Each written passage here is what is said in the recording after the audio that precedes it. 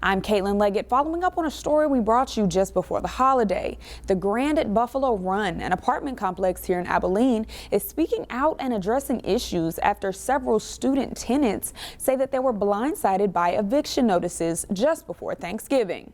No, it's just disappointing that, an apartment complex that does, I get it, that they're moving towards traditional housing, but they also understood that they had students there. And I feel like they're not taking care of them. I spoke with a McMurray student's mother who didn't receive an eviction notice, but says her daughter has dealt with misapplied rent and lack of maintenance all year long.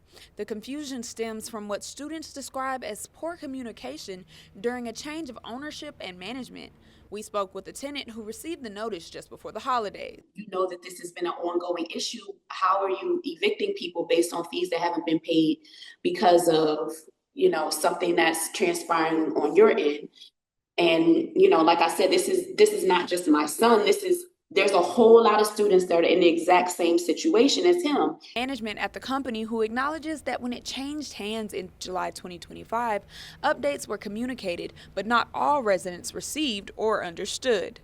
Just something that would show us a good faith effort that, hey, you guys work with us through this transition. And we are also taking accountability for the fact that we played the part in this whole situation transpiring. We asked the Grand's management how they planned on moving forward. They told KTXS more clear communication. They also confirmed that they're refining their payment process, especially for residents who still pay with money orders. Management says staff are now trained to photocopy money orders and document transactions properly. The complex is also transitioning from student housing to traditional market rate community, but management says all existing student leases will be honored through the end of the 2026 term. They say they're now working one-on-one with every affected resident to verify accounts and ensure access to important portal messages and rent statements.